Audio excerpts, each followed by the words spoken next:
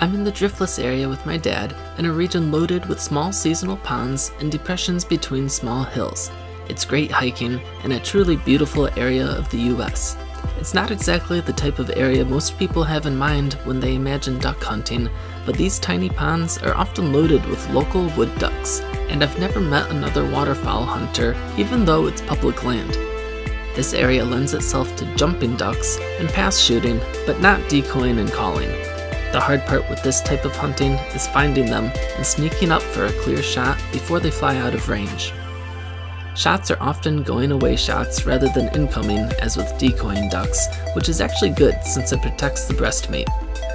The first ponds we check aren't holding any ducks, which gets me wondering if the ducks have already moved out of this area on their migration. But the third pond we come to after a few miles of hiking has a small flock. As they take flight, my first shot manages to take 2 ducks, a drake and a hen.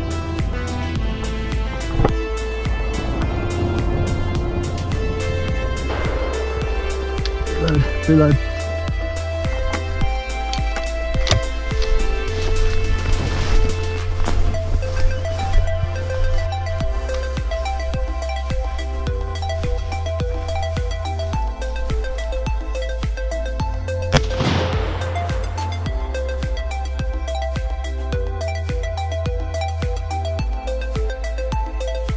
I retrieved the drake from the edge of the pond, but the hen landed pretty much smack dab in the middle of the pond. Poor planning on my part. This pond is too far of a hike for retrieving with a blow-up raft, so we need to improvise. I'll have to just lunge it forward and try and land on it, I think. Okay. Don't you? Yeah. 1, 2, 3. This is the moment when I realized our communication may be lacking. Oh shoot. That was good. I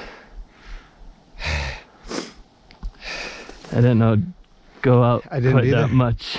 Yeah, we really got it out good. Yeah, we did. Well. And this is the moment when I realized I'm going swimming. Can you just swim out to it then? Needless to say, this one required some extra work, but I'll never leave an animal that I've killed without exhausting all efforts to retrieve it. I didn't even know I was capable of producing sounds like the uncontrollable grunting I was doing. In my defense though, the daytime highs have been in the 40s, with nighttime lows nearly freezing. So this water is pretty chilly, making my legs almost worthless to kick in the water, even if the submerged tree branches weren't trying to grab my legs as I swam.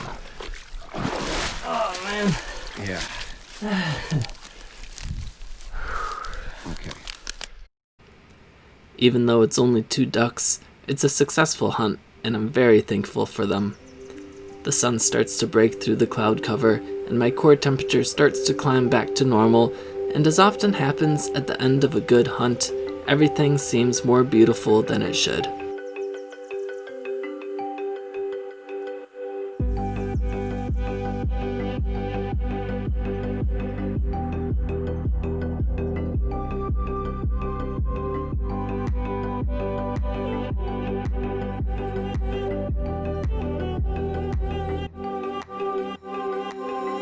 Now we take our time plucking the ducks while imagining the meals they will turn into. At this point, the duck is transformed in my mind to food, and I see it the same way others see a frozen chicken in the supermarket, minus the one feathered wing that legally must remain on the bird until transport is complete. I can't help but admire the layer of fat so rare in wild game that will add so much clean flavor to the meat. And, as I mentioned before, this style of duck hunting often yields perfectly preserved breast meat, as this one shows. This will make a fine meal, but I'm not done looking for ingredients yet. The next day was meant to be another day of duck hunting, but conditions are tough as heavy rain sets in on and off, and the ducks seem to have decided to find more protected cover where we can't find them. Duck hunting may be on pause, but rain and cool temperatures mean that mushrooms are emerging in abundance. I love spring morel mushroom hunting as much as anyone, but there are edible mushrooms to find during almost all months of the year if you know what you're looking for. Even finding inedible mushrooms makes the hunt interesting, but finding choice edible mushrooms gives me a rush on par with finding ducks.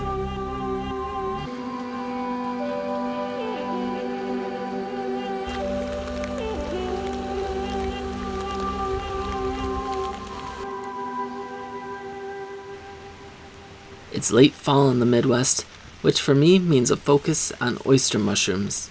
These are pretty waterlogged from all the rain, but that doesn't mean I won't find a use for them. The ones in good enough shape will be cooked and eaten one way or another, and the ones that are falling apart can still be used to make a flavorful stock, provided the insects haven't taken it over. These ones aren't exactly in good eating shape, but I still harvest them to cut out the good pieces.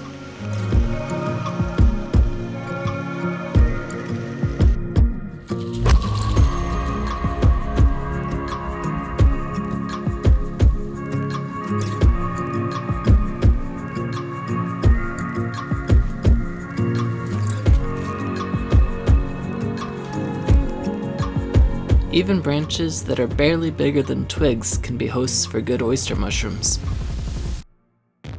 Wild oyster mushrooms are pretty much what you can buy in the store, but there are many varieties, all slightly different. Most mushroom hunters don't hold them in quite as high a regard as morels or chanterelles, but to me, they make up for their slightly muted flavor for the abundance that they can sometimes be found in, as well as a texture that I find spectacular.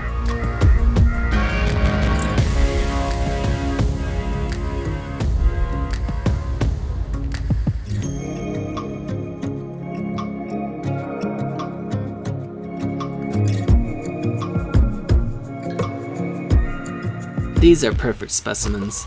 Somehow their placement on the tree kept them out of a lot of the rain, so they aren't even too wet.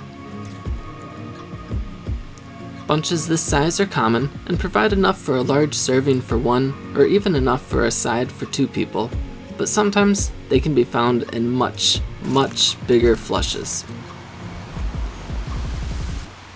I spotted this group from nearly 50 yards away. I would have loved to find these a few days earlier, as many are too far gone even for stock, but there are enough good oyster mushrooms here for multiple family meals.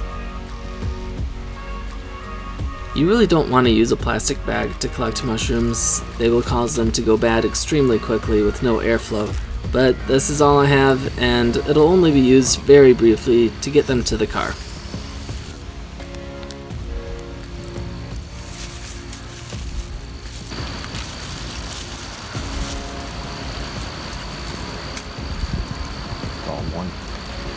Yeah, some of this is a little old, so Yeah.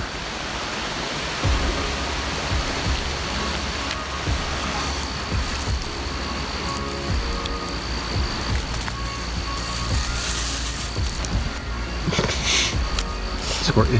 Yeah.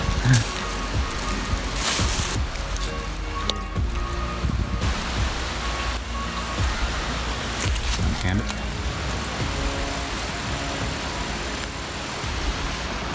This one's way up there, gonna stay there.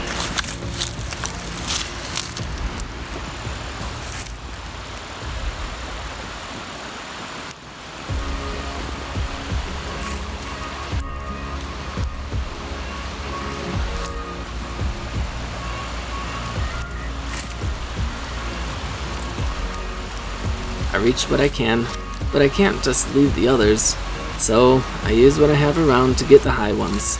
Is it really worth the effort to get all these? Absolutely.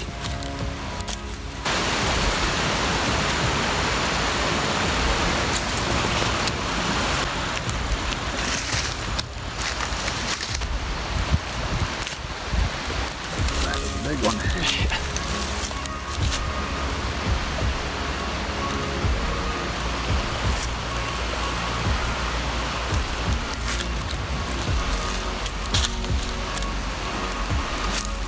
You lift that up, it might be long enough.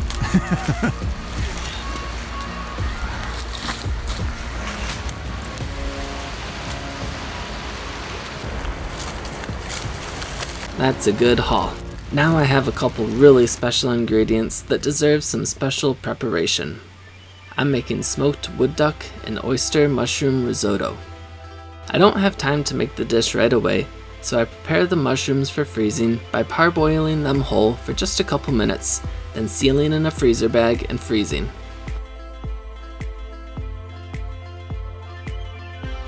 A byproduct of this is the cooking water, which is essentially a light mushroom stock. I like to boil this down to concentrate it and use it as a base for bone broth, which is exactly what I need to make my risotto. This dish is fairly easy, but it does have some steps that can be time consuming. I have my 2 plucked and gutted wood ducks. To prepare them for an overnight brine, the skin should be pricked all over to allow the brine to better permeate the skin.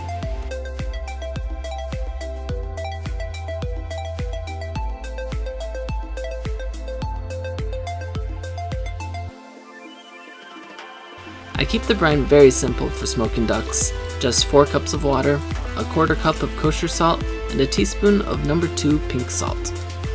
Keeping the same ratios, you may want more brine for more ducks, but this is just enough for 2 small ducks when brining in a gallon-sized Ziploc to keep the ducks fully submerged.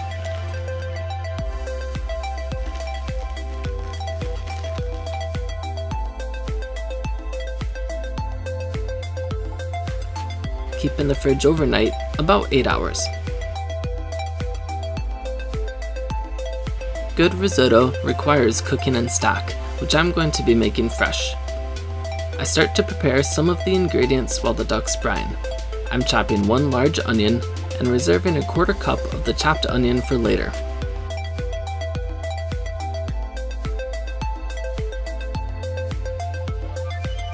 Two large carrots and a large stalk of celery need to be chopped as well. These are the aromatics for the stock.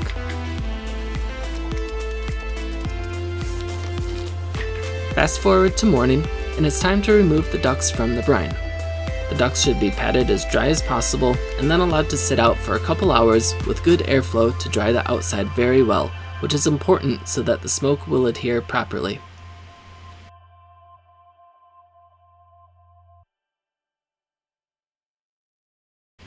When it comes to smoking meat, I'm not a purist. I love electric smokers that will allow me to not babysit the temperature for hours. I generally use a mix of apple and oak chips for smoking duck, but I switch it up without too much thought as long as it isn't something overpowering.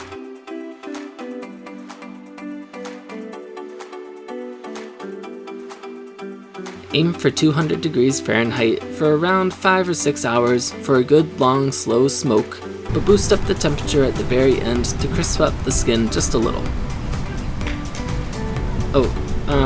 Please don't look over here, guys.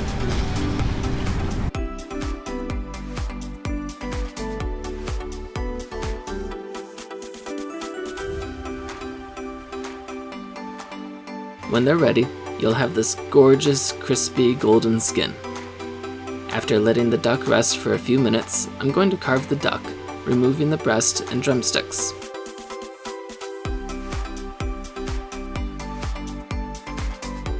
Here's the last chance to find stray shot.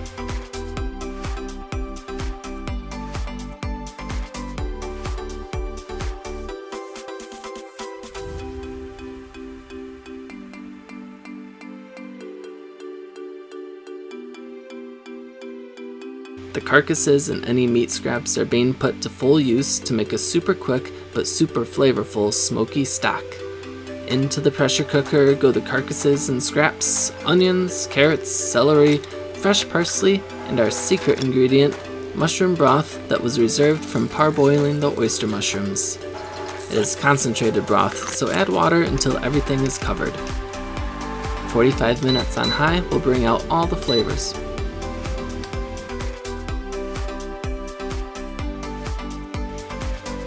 Now I'm using some of the wild oyster mushrooms, which don't look nearly as pretty after being frozen and the water wrung out of them, but the taste and texture will still be great. I'm only using a small portion of my mushrooms since I have a lot of recipes I want to use them in, but feel free to use a lot more. They just need to be diced up and pan fried in some butter and seasoned with a little salt and pepper.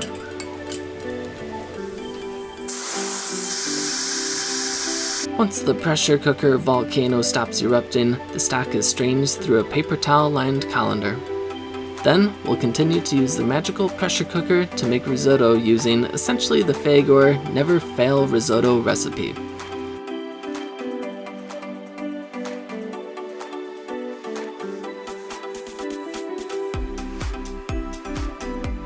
Using the sauté setting, we'll cook the reserved quarter cup of chopped onions and arborio rice until the onion is translucent and the rice slightly changes in color, just a few minutes.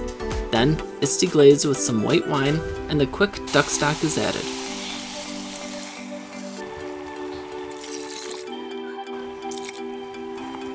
I like to cook the rice for about 6 minutes on the rice setting, which keeps it slightly al dente. While the risotto cooks in the pressure cooker, we'll very quickly sear the skin side of the duck breasts and legs in avocado oil over high heat to reheat the meat, but most of all, get the skin nice and crispy again since it gets a little soggy very quickly.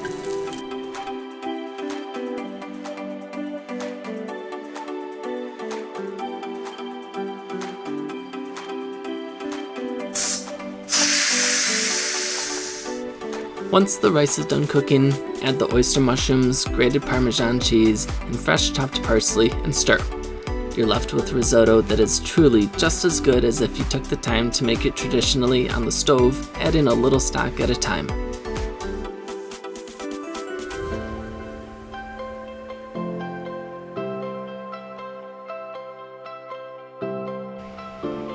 All that's left is to slice the duck breasts on an angle and transfer to a bed of risotto along with 1 drumstick per person. This is the culmination of so many amazing wild flavors and easy but flavor-enhancing cooking techniques, resulting in a really beautiful expression of flavor for the duck and mushrooms. This is an all-time favorite recipe for me and one that I only prepare for those who will appreciate the bold flavors within. Thanks so much for watching. If you enjoyed this video, please give it a thumbs up and subscribe.